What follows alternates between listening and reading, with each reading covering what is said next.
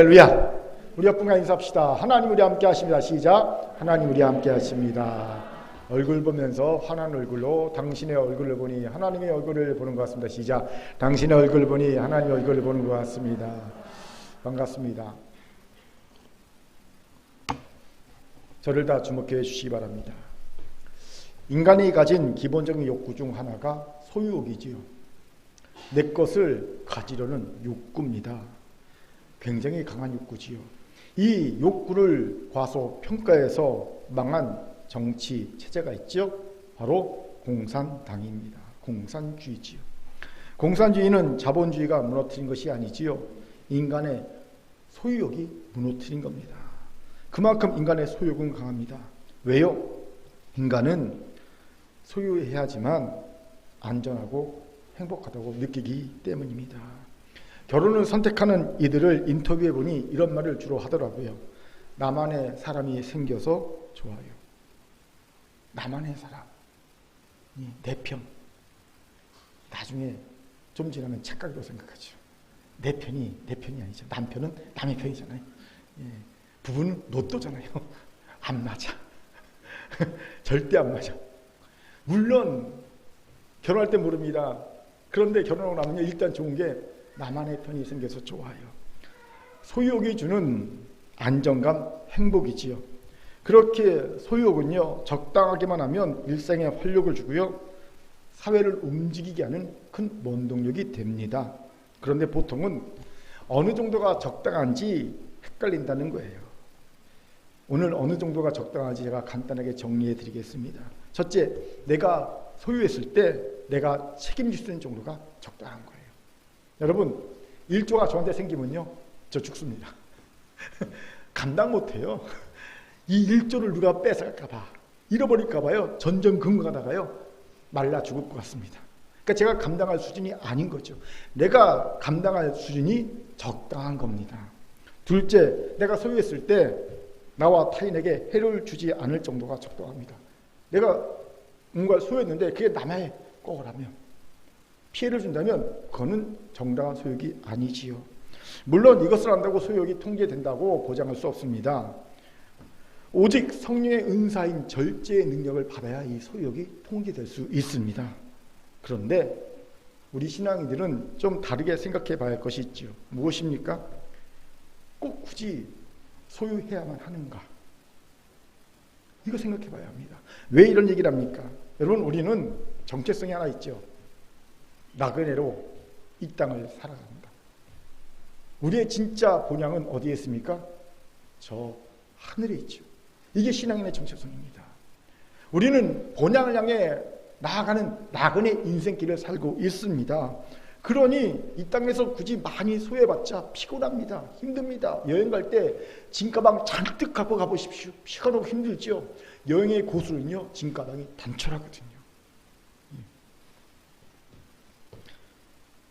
그러니 이런 이들이 적당히 소유하거나 그저 빌려 쓸 수 있으면 훨씬 가뿐하게 본향에 갈 수 있을 거라는 생각을 하게 된다는 겁니다. 정말 본향을 향해 나가는 나그네 삶을 산다면. 이런 제게 도전이 된 시가 있어요. 예전에 한번 소개한 것 같은데 고 박경리 작가의 유고 시집이 있습니다. 제목이 도전적입니다. 버리고 갈 것만 남아서 참 홀가분하다. 그 시집 중 옛날에 그 집이란 시가 있어요. 일부를 소개합니다. 책상 하나, 원고지, 펜 하나가 나를 지탱해 주었고 사마천을 생각하며 살았다. 그 세월 옛날에 그 집 나를 지켜주는 것은 오직 정막뿐이었다. 아, 편안하다. 늙어서 이리 편안한 것을 버리고 갈 것만 남아서 참 홀가분하다. 버리고 갈 것만 남아서 참 홀가분하다. 저는 이 시를 보면서 이 시인의 고백이 그리스도인의 고백이 되어야 되지 않을까라는 생각을 했던 적이 있습니다. 사랑하는 큰교회 성도 여러분, 소유하셨습니까? 감사하십시오. 그리고 그 소유가 나와 타인에게 해가 되지 않도록 성령의 지혜와 절제를 구하시기 바랍니다. 혹 아직 소유하지 못하셨습니까? 낙심하지 마십시오. 굳이 소유하지 않아도 얼마든지 행복하게 살 수 있음을 아시기 바랍니다. 여러분, 소유가 행복을 결정짓는 척도가 될 수 없습니다. 자족도 있고요, 빌려 쓰는 것도 있고요, 삶의 방법은 다양하기 때문이죠. 도리어 나그네의 삶을 사는 준비가 될 수 있음을 아시기 바랍니다. 오늘 이 지혜가 우리 가운데 있기를 주의 이름으로 축원합니다. 아멘. 자, 저를 한번 따라해 볼까요? 소유가 행복의 척도는 아닙니다. 시작. 소유가 행복의 척도는 아닙니다. 왜 이런 얘기를 합니까? 놀랍게도 예수님의 삶을 보면 아무것도 소유하지 않고 빌려 쓰신 삶이었음을 볼 수 있기 때문이죠. 우리 같이 7절을 힘있게 읽겠습니다. 시작. 첫 아들을 낳아 강보로 싸서 구유에 누였으니 이는 여간에 있을 곳이 없음이로라. 아멘. 내용은 이렇습니다. 가이사 아구스토가 영을 내려 천하로 호적을 하게 했죠. 여기서 성경의 역사와 일반 역사가 만나고 있음을 보게 됩니다. 아주 중요한 구절이에요. 성경의 역사와 일반 세계사가 만나고 있어요. 이 영을 따라 예수의 부모도 호적하러 고향 베들레헴으로 갔습니다. 이때 어머니 마리아는 임신 막달이었습니다. 보통 이스라엘은요, 마을마다 마을 회관 같은 것이 있어요. 그래서 지나가던 나그네가 그 회관에서 머물게 해줬어요. 그러니까 우리처럼 돈을 받고 하는 숙박업소가 있는 게 아니라 그냥 회관이 있어요. 근데 이 회관이 구조 어떻게 되냐면요, 보통 반지하로 내려가면 가축우리가 있고요, 그 가축우리 위에 사람들이 거주하는 곳이 있습니다. 제주도 가면 그렇잖아요, 그렇죠? 거처는 밑에 돼지우리가 있죠. 그것처럼 딱 가면요, 밑으로 이렇게 내려가면 가축우리가 있고 위로 올라가면 사람이 거하는 곳이 있어요. 예수님의 부모님이 마을회관에 갔는데 마침 그 다윗 자손들이 베들레헴으로 몰려든 거예요, 호적하러. 그래서 마을회관에 쉴 숙소가 없는 겁니다. 그러니까 어떻게 합니까? 밑으로 내려가서 가축우리에서 쉬었던 겁니다. 거기서 어머니 마리아가 예수를 낳으시며 출생하신 겁니다. 그리고 강보에 싸서 놓을 자리가 없으니까 말구유에 뉘게 하신 거지요. 다른 말로 하면요, 태어나자마자 말구유를 빌려 쓰신 겁니다. 그런데 이렇게 빌려서 쓰시는 모습은 단지 이것만이 아니었어요. 사실 예수님이 전 인생을 보면 중요한 고비고비마다 예수님은요, 남의 것을 빌려 쓰셨음을 봅니다. 첫째, 예수님께서는요, 여인의 몸을 빌려 이 땅에 태어나셨습니다. 동정녀 마리아의 몸을 빌려 성령으로 잉태되셨다고 성경은 말하고 있지요. 둘째, 본문에 보듯이 말구유를 빌려 어린 몸을 누셨습니다. 태어나자마자 말구유를 빌리셨지요.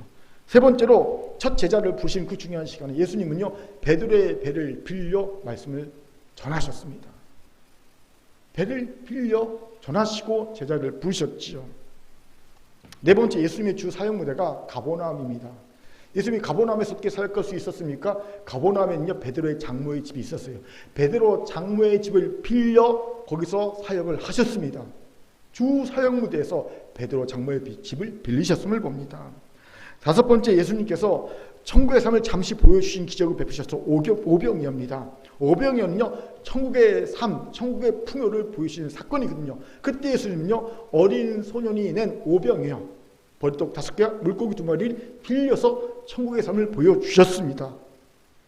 여섯 번째, 예수님 왕으로 예루살렘 성에 입성하실 때 어떤 사람의 나귀를 빌려 타고 입성하셨습니다. 그 중요한 순간에도 예수님은요, 나귀를 빌려 타셨다는 겁니다.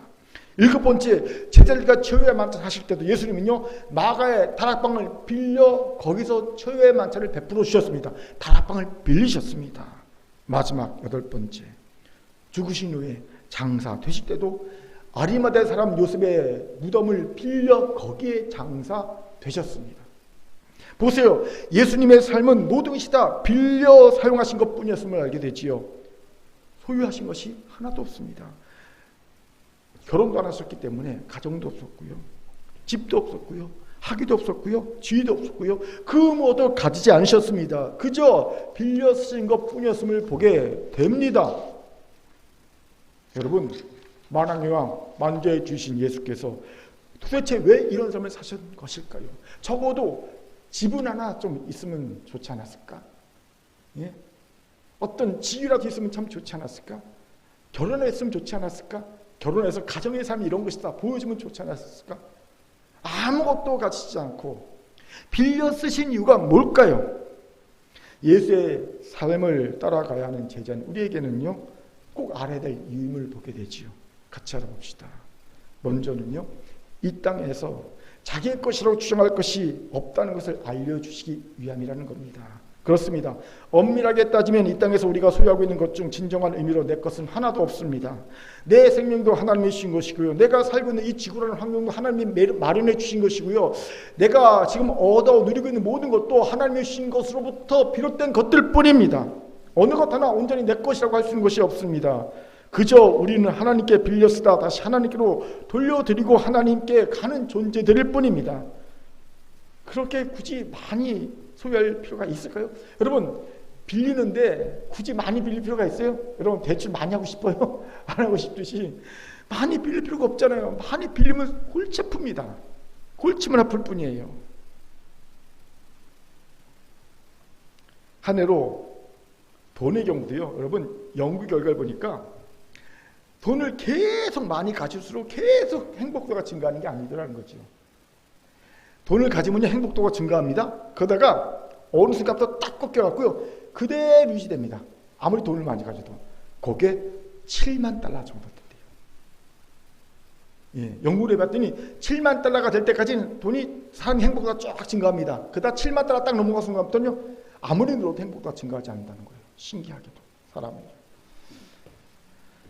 그런데 우리는 자꾸 이 사실을 잊어버립니다. 그래서 이 땅에서 더 많이 소유하려 하고요. 또 소유한 것은 자기 것인 줄 안다는 거예요. 아닙니다. 하나님이 주인이십니다. 우리는 그저 잠시 하나님 것을 빌려 쓰고 있다가 사용연한이 끝나면 하나님께 돌려드릴 뿐입니다. 공산국가가 그러잖아요. 외국인들에게는요. 토지를 안 팔잖아요. 그냥 사용 허가만 해주는 거예요. 10년, 20년, 30년.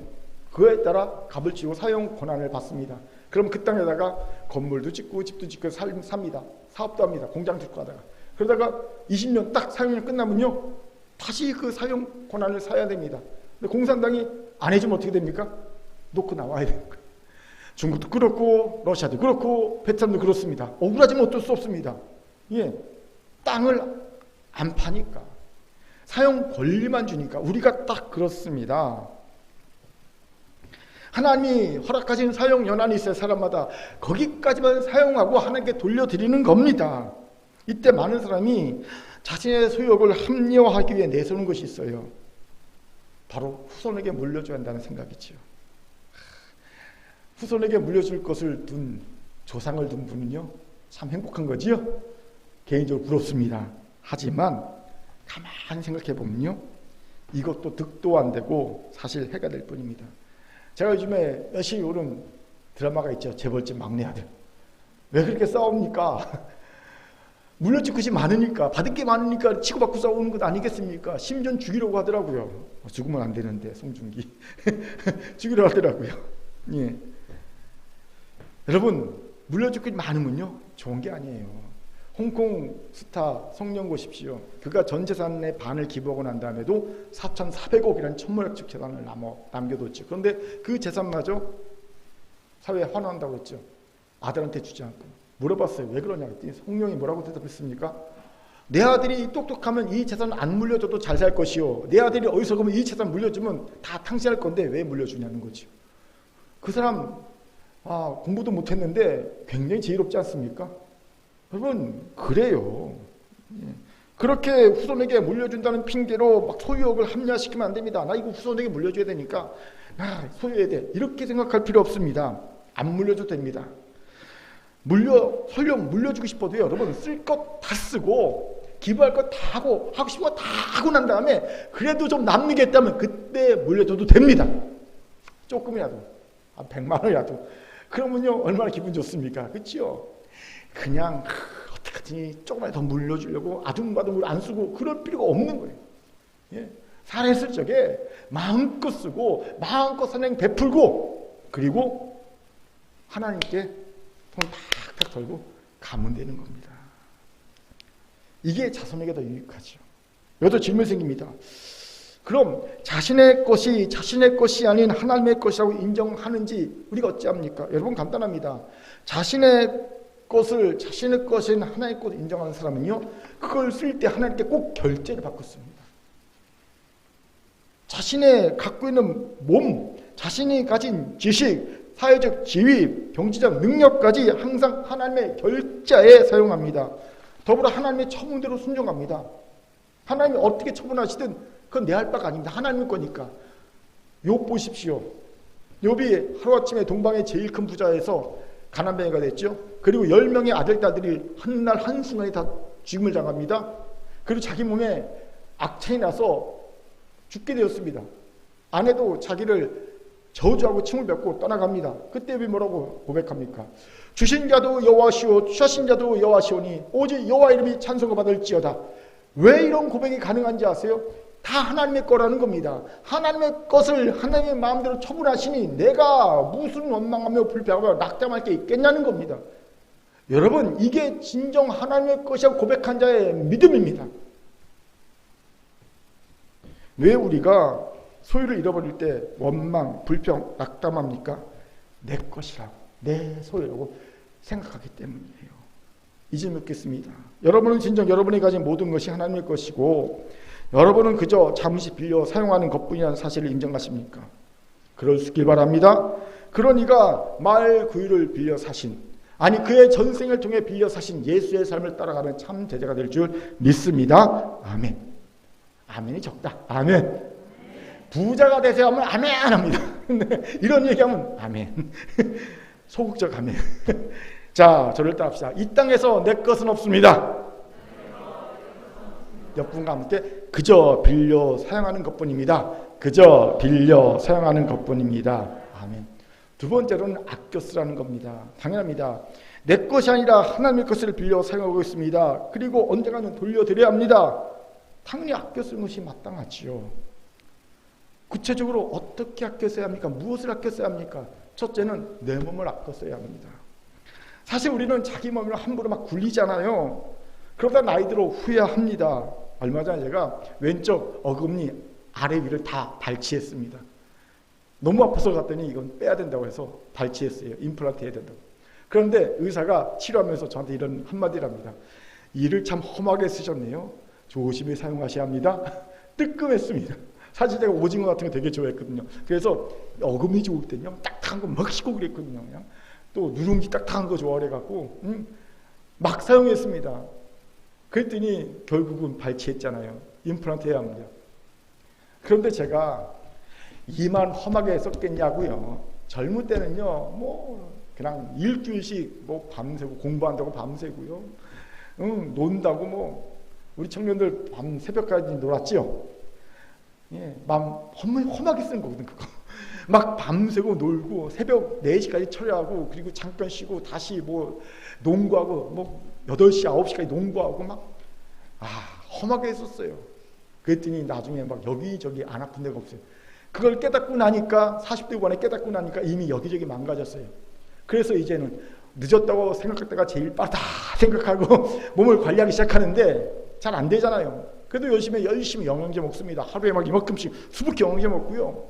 피부 관리한다고요. 막 선크림, 얼굴이 좀 뽀샤시하지요. 선크림 막 바르고요. 예, 그리고 매일 반시적 한다고 반시적도 하고요. 나름 노력합니다. 왜요? 함부로 쓸 수 없는 하나님의 주신 몸이기 때문입니다.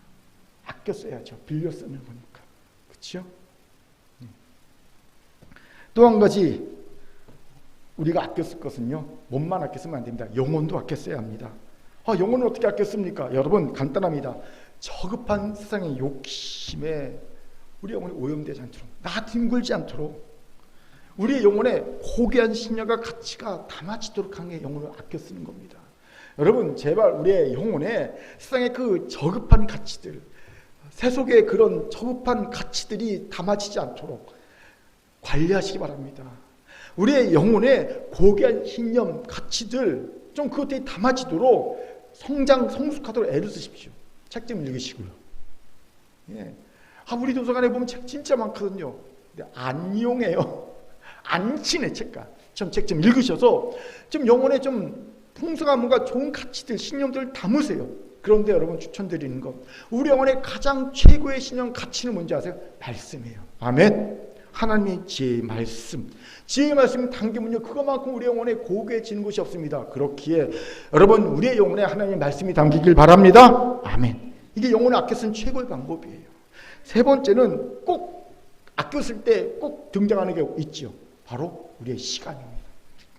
이건 에베소에서 가르치는 지혜죠. 에베소 5장 15절 읽겠습니다. 시작. 세월을 아끼라 때가 악하니라.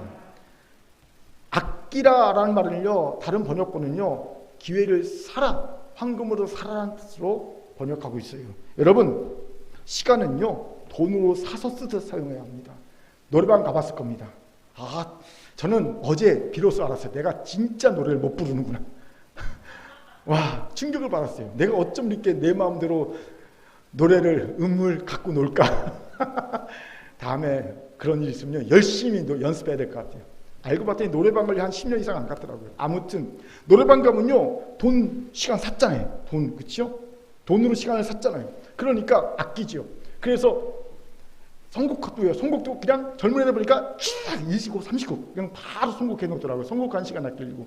노래도요 2절까지 안 부르게 합니다. 1절만 부르게 합니다.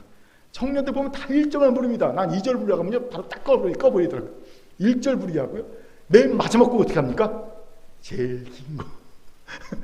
매일 마지막 제일 긴 거 부릅니다. 왜 시간 아낍니까? 돈을 샀잖아요. 그 지혜입니다. 여러분 이 지혜를 가진 이들이 실상 매일마다 주어지는 하루의 시간, 한 주간의 시간, 한 달의 시간, 1년의 시간 허투루 사용하면 됩니까? 벌써 한 해가 훅 갔죠. 올해 어떻게 시간을 사용하셨습니까? 눈 깜짝할 새에 한 1년이 지나갔죠. 시간을 사용할 때 돈 주고 사듯 사용해야 합니다. 예, 이지가 있어야 합니다. 이를 위해 여러분 계획성을 가져야 돼요. 이 계획성은요 그냥 얻어지는 게 아니라 지혜의 지혜. 잠언 1장 2절부터 6절까지 보면 지혜의 9단계가 나와요. 1단계부터 9단계에 9가지 지혜가 나오거든요.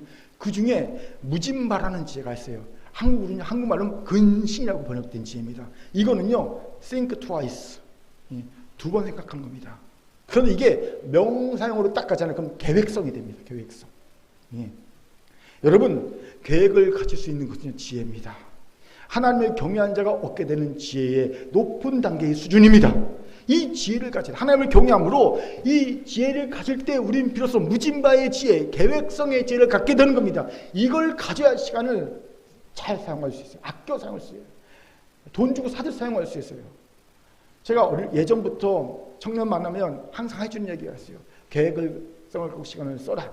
그래서 어떻게 얘기하냐면요. 주일 저녁은 허투루 쓰지 말고 주일 저녁은 반드시 한 주간의 삶을 계획하라. 한 주간 할 것을 브레인스톰으로 쫙 나열한 다음에 그걸 우선순위 매기고 쉽게 말하면 이번 주는 영어 공부 4시간 하겠다. 그러면요. 영어 공부 4시간을 월화수목 금토까지 어떻게 배치할까? 월화수목 하루에 1시간씩 배치한다. 아니면 월 2시간, 목 2시간 배치한다. 이런 식으로 해서 시간 계획을 세워라. 그리고 매일 아침마다 그날의 시간 계획을 다시 점검하라.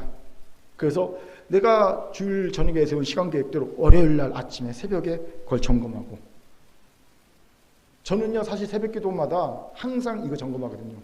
주일 저녁에 세운 일주간의 계획을 과연 월요일 아침에 오늘 다시 한번 점검하고 그대로 한번 살려고 합니다. 물론 이런다고 안 됩니다. 되면 벌써 하늘날 올라가 있게요. 잘 이루어지지 않습니다. 그런데 여러분 계획을 세우고 이루지 못한 것과 계획을 안 세우고 그냥 그렇게 산 것과는 하늘과 땅의 차이가 납니다. 내가 점검할 수 있거든요. 그리고 내가 성장할 수 있습니다. 그렇게 계획성의 지혜를 하나님께 구하시기 바랍니다. 이게 시간을 아끼는, 시간을 돈으로 사서 쓰는 정말 지혜입니다.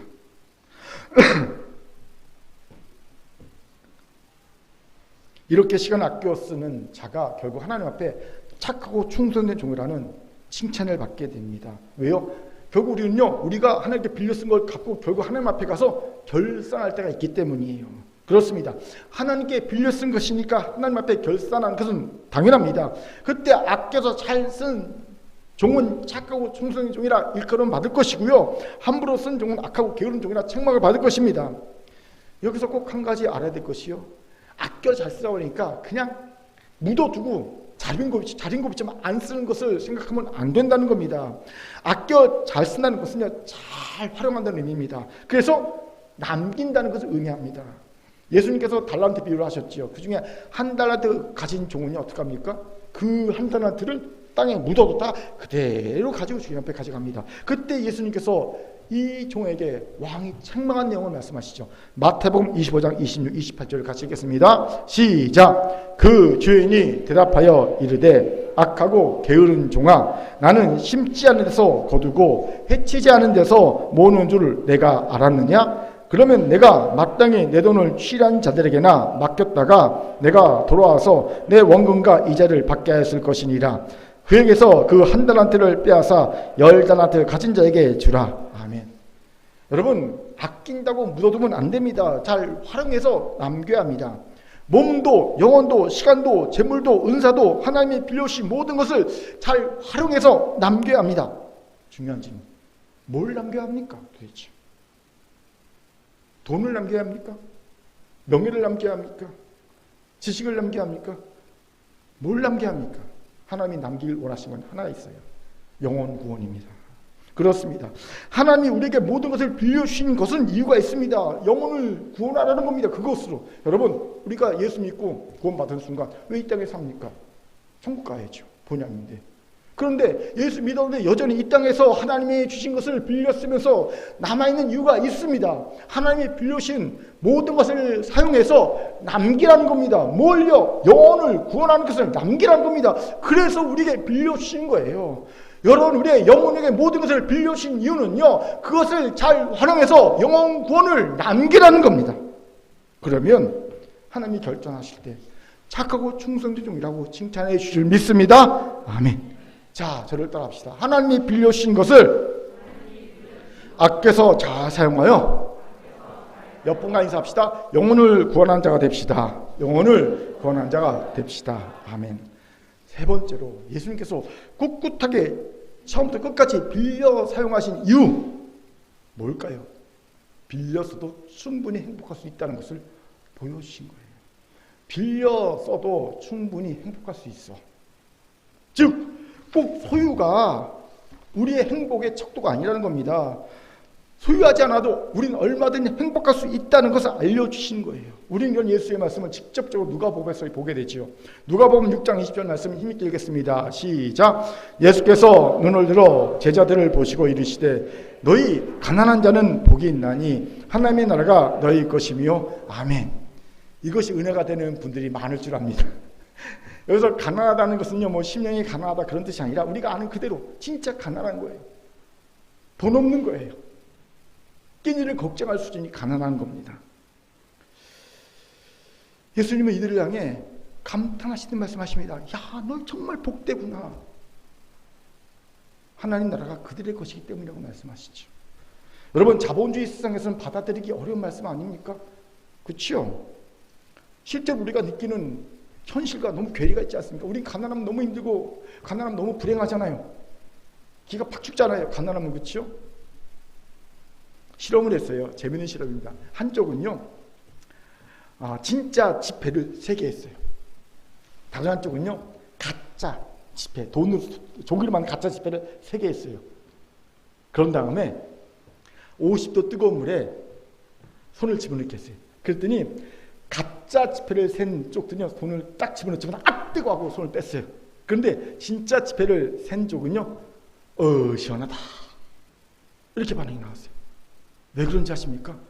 돈만 세도 행복하지 거예요. 통증을 느끼지 않을 정도로. 그래서 제가 1부 때 그랬잖아요. 은행원이 복되다. 남의 손 열심히 해도요, 그것만 행복한 거예요. 우리 인간은요, 내 돈 아니에요. 그냥 돈만 세도 손에 통증을 느끼지 않을 정도로 행복해지는 거예요. 돈이 얼마나 우리에게 강력한 영향력을 미치는지 알 수가 있지요.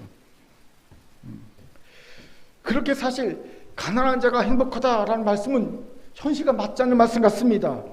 그럼 왜 예수께서는 가난한 자가 행복하다고 하신 것일까요? 한 가지 이유 때문입니다. 그들이 하나님이 되시기 때문입니다. 하나님이 그들과 함께 하시기 때문입니다. 즉 가난 자체가 행복의 조건이 아니라 가난한 자들이 하나님이 함께 하시며 그들의 편이 되시기 때문입니다. 하나님은 계속 말씀하시죠. 나는 그들의 하나님이다. 가난한 자들의 하나님이다. 계속 말씀하십니다.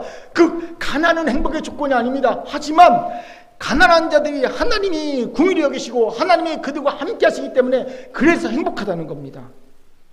즉 행복의 절대 조건은 돈에 있고 없고가 아니라 하나님이 함께 계시는가 안 계시는가에 달려있다는 겁니다.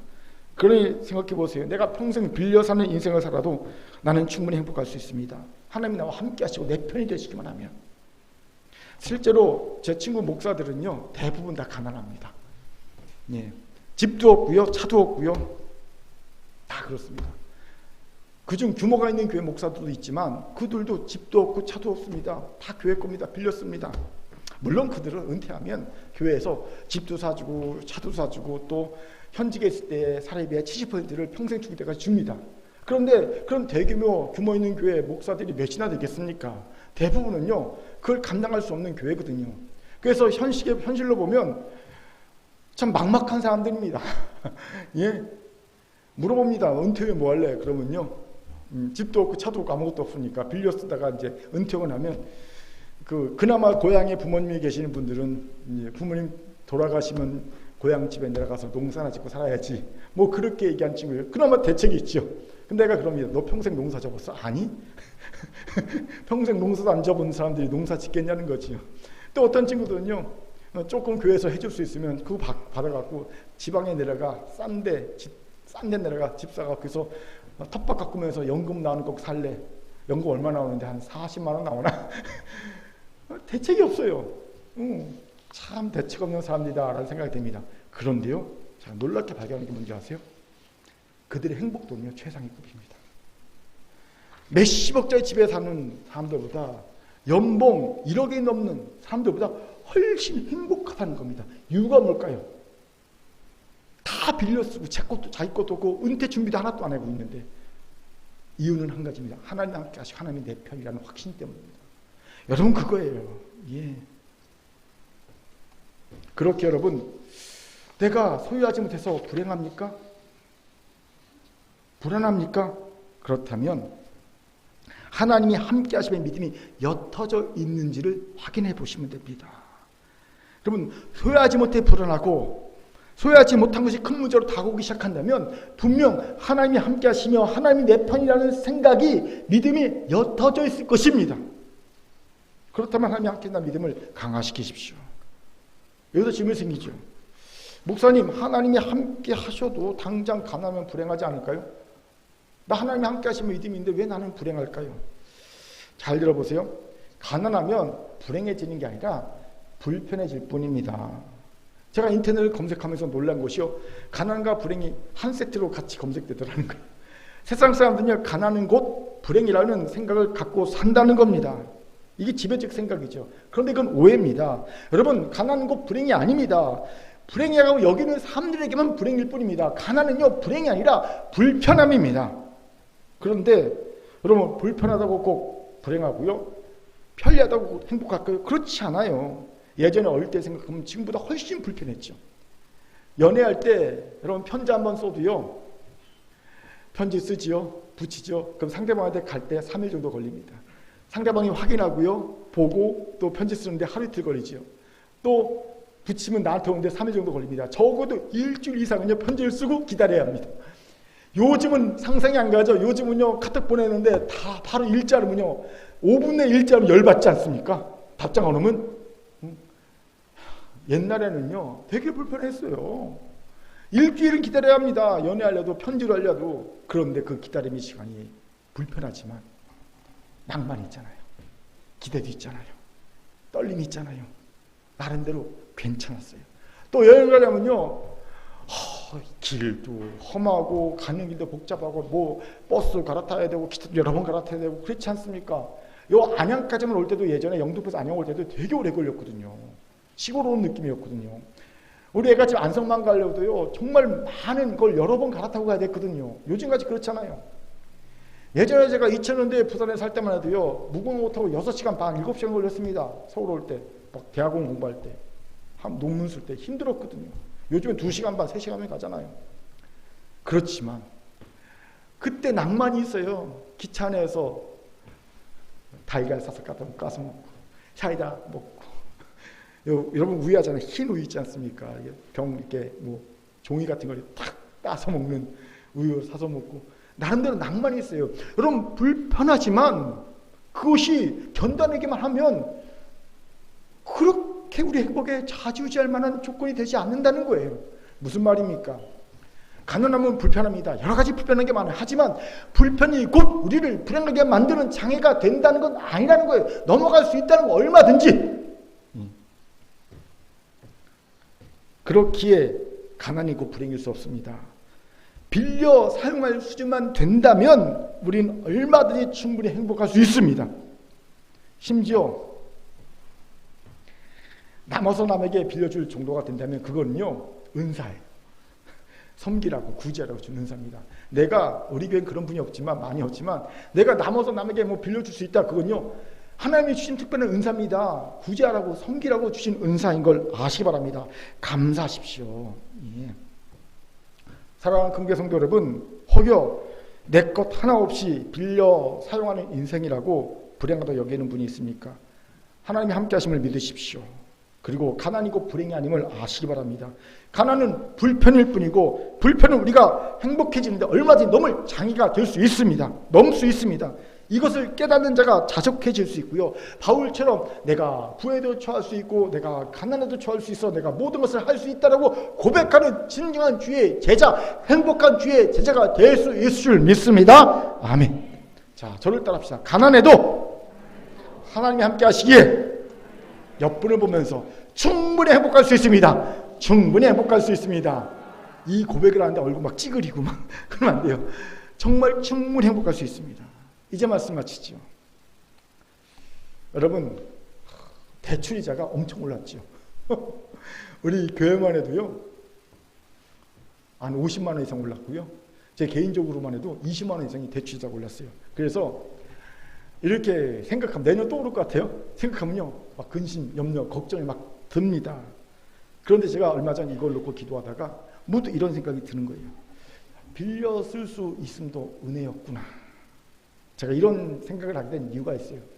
제가 아는 그 화분을 만드는 업체 사장 권사님이 계세요.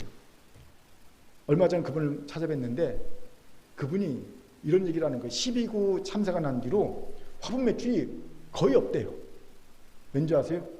우리 이 꽃 보내고 그러는 행사들 다 하지 말자. 사회적 분위기가 축하하고 기뻐하고 그런 거 행사하지 말자 그래갖고요. 다 취소시킨 거예요. 특히 삼성에 엄청나게 많이 들어가요. 연말 되면 엄청나게 많이 들어가는데 11월 달 되잖아요. 그러면 삼성은 12월 달 되면요, 인사가 하거든요. 인사를 하거든요. 그러면 새롭게 막 간 사람에게 막 꽃다발이 엄청 가거든요. 그게 다 화분 가니까 어마어마하게 그 매출이 일어나는데 그 매출이 하나도 11월 12월에 하나도 안 일어나는 거예요. 막 적자가 난 거예요. 2달. 직원이 17명입니다. 그러니까 권사님이 기도를 했대요. 하나님 어떡합니까? 한 2천만 원씩 적자가 나니까 매달 2달 연속 어떡합니까? 근데 하나님께서 이렇게 말씀하시대요. 약간 대출은 빚이 아니다. 보험 약간 대출은 빚이 아니다. 라고 말씀하셨대요. 가만히 생각하면 맞대요. 내 돈 내가 빼서 쓰는 거 아니니까 나중에 망향금을 덜 받는 거지요. 그거는 뭐 빚이 아니잖아요. 그래서 기쁨으로 그분이 보험 등에 많으니까 기쁨으로 약간 대출을 받아갖고 직원들 월급을 2달치를 주고 있다라고 해맑게 웃더라고요. 기도하는데 그게 갑자기 딱 생각났어요. 그 웃음이 보험 약간 대출은 빚이 아니다. 생각났어요. 예. 그러면서 그래 맞구나.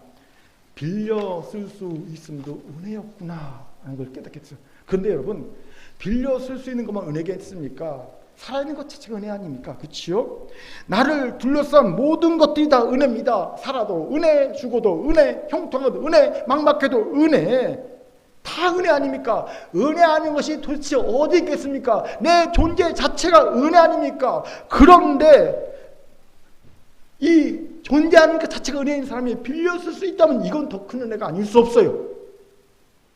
더군다나 만왕왕 만주의 예수께서 말구유를 빌리셨지 않습니까? 아니, 그의 전 삶의 중요한 순간순간마다 다 빌려 사용하시지 않습니까? 하물며 우리가 빌려 쓴다고 원망하고 낙담하다면 참 예수님께 죄송한 일이 아닐까 싶은 생각이 들었던 거죠. 사랑하는 긍휼성도 여러분, 이 성탄의 날에 다 비우시고 낮아지셔서 빌려 사는 삶의 모습을 보이신 예수께서 오늘 우리에게 말씀하시죠. 너희도 그렇게 살아도 돼. 충분히 행복할 수 있어. 이 말씀을 듣고 결단합시다. 어떻게 해요? 첫 번째, 내 것은 하나도 없습니다. 오직 빌려 쓰는 것뿐임을 인정합시다. 우리 소욕을 성령의 통제 아래 둡시다. 두 번째, 결산날이 있음을 알고 빌려주신 것을 아껴서 잘 사용합시다. 그래서 영혼을 구원합시다. 세 번째, 가난해도 하나님이 함께 하시면 충분히 행복할 수 있습니다. 가난은 불행이 아니라 불편일 뿐임을 기억합시다. 하나님의 말씀이었습니다. 아멘. 기도합니다. 사랑과 자비 하나님 참 감사합니다. 하나님 예수께서 평생 빌려 사용하셨습니다. 하나님, 그럴 때 우리도 빌려 사용해도 전혀 문제될 것이었습니다. 우리의 행복에 아무 지장이 없습니다. 이 믿음의 고백을 하며 이 성탄의 날에 더 나누고 더 기뻐하고 더 행복한 성도들 다 되게 도와주옵소서. 감사드리며 예수님 이름으로 기도합니다. 아멘.